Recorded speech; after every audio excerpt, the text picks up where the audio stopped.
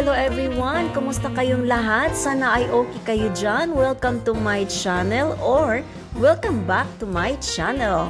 For today's video, gagawa tayo ng very friendly recipe in the sense na hindi siya mahirap gawin, hindi masakit sa bulsa at pwede siyang pagkakitaan pa.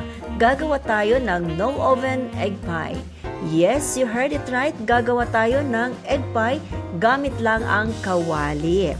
Una nating gagawin ay ang paggawa ng crust ng ating pie. Kailangan natin ng 1 1/2 cup na all-purpose flour.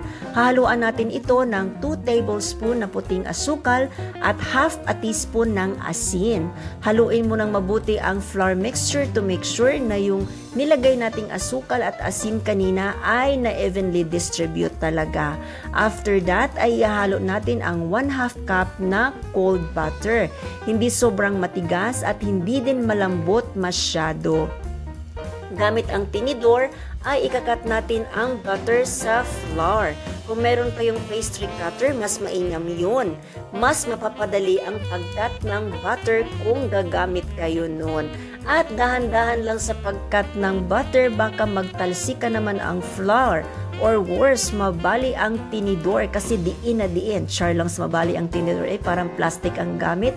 At kung ganito na ang texture ng flour na parang nagka-crumbs na, ay pwede na yan.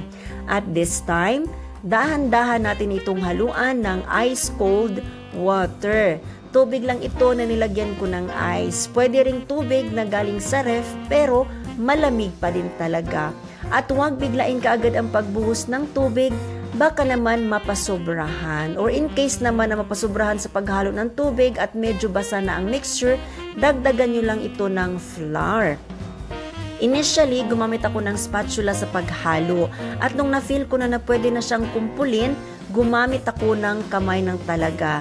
Dinagdagan ko pa ito ng 1 tablespoon na tubig kasi hindi pa siya masyadong nag-i-stick together. Kumbaga, crumbly pa siya, buhaghag pa siya. At ayan, after gathering together ay ibabalot natin ito ng cling wrap. Or kung wala kayong cling wrap, pwede naman any plastic na meron kayo dyan. Kahit yung friend mo, pwede ring ibalot dyan, char lang.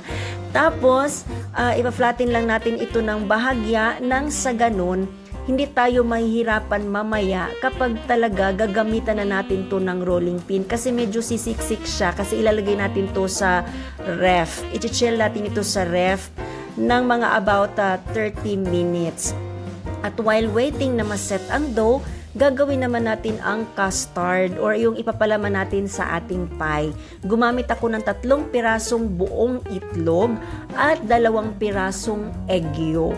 Pinaghiwalay ko ang egg yolk at ang egg whites doon sa 2 pirasong itlog kasi ang egg whites ay gagamitin natin yan separately mamaya. Gumamit ako ng spatula sa process na ito sa paghahalo ng mixture instead of a wire whisk para hindi masyadong magpuproduce ng bula. Dinagdag na natin dito ngayon ang 1 cup of evaporated milk at 1 latang condensed milk. Huwag kalimutang simutin ang lata kasi sayang din naman. Pero kung may batang nakaabang dyan sa tabi mo, gaya ko na every time may gagawing dessert dati yung mama ko, ay let it go na, char lang. Tapos, sinalo ko na dito ang 1 teaspoon na vanilla essence para medyo mabawasan ang lansa ng itlog. Pwede ding lagyan ng lemon zest or dayap. At ayan, after mixing, in-strain ko na ang mixture ng 3 beses para smooth talaga ang custard. At ito na, gagamitin na natin ngayon ang siniparate nating egg whites kanina. Gagamit tayo ng malinis at tuyong bowl. Paalsahin natin ang egg whites gamit ang wire whisk hanggang sa ma-achieve natin ang soft peak. Magiging foamy na ang texture. Tapos, dahan-dahan natin itong ihalo sa ating custard mixture. Hindi natin ito babatihin ha at hindi rin natin ito i-overmix.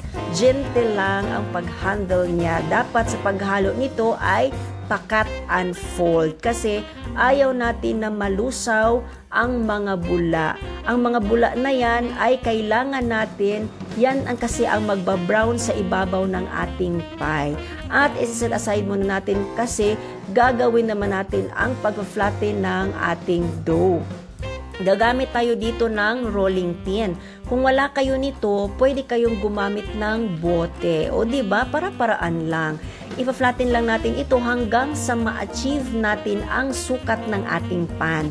By the way, ang sukat ng gamit kong pan ay 9 inches. Saktong-sakto ito sa aking kawali. At para sa madaling pag-transfer ng flattened dough, gagamitin natin ang rolling pin, rorolyuhin natin at sabay transfer kaagad sa pan. Aayusin lang natin ang placing ng dough, lalong-lalo na sa pinakailalim. Dapat hindi siya nakabitin. Lapat na lapat dapat sa surface. At gamit ang ating malinis na gunting, puputulin lang natin ang mga excess na mga dough sa gilid. At para mabigyan ng shape ang ibabaw, kurut-kurutin lang natin ito gamit ang ating daliri. At after that ay bubutas-butasan natin ang dough gamit ang tinidor. As many as you can na butas. Pwede mong gayahin ang butas ng Skyflex, char lang. As many as you can talaga, no? Well, ang purpose nito ay para may lalabasan ang steam kapag lulutuin na. At ayan, ready na ang pie crust natin. Isasalin na natin ngayon dito ang itinabing custard mixture. In a preheated pan, isasalang natin ang ating pie. Lulutuin natin ito sa pinakamahinang apoy na ibubuga ng inyong kala ng 1 oras. Tapos, takpan ang butas ng inyo. Kung merong butas ang inyong takip, ay takpan lang ito, pasakan lang ito ng tissue para hindi sumingaw ang init. At ayan, after 1 hour, chinek ko ng toothpick, wala nang sumama. Ibig sabihin ay luto na siya. Palalamigin lang natin ito completely para hindi pangit kung hihiwain na. Ako, nilagay ko pa talaga ito sa ref at kinabukasan ko na siya hiniwa. At ayan, ready na ang egg pie para sa taste test. Tingnan nyo naman ang crust sa ilalim. Pretty, walang bakas ng sunog dahil yan sa mahinang apoy na ginamit lang talaga natin. O diba? After let us say 2 hours, 1 hour preparation and 1 hour cooking without oven, meron ka ng pang merienda or pwede nyo pa itong ibenta. O diba, bongga? Ang sarap niya, para siyang leche flan na may crust. Ganun na ganun talaga ang lasa niya. At so, ano pa bang hinihintay natin? Gumawa na kayo nito at hindi hadlang ang walang oven mga Mars para makakain ng egg pie. O, diba? At sana nagustuhan niyo ulit ang aking recipe for today. Don't forget to subscribe, like, at comment down below. Hanggang sa muli na naman, it's me, Jovi. Thank you for watching. Bye!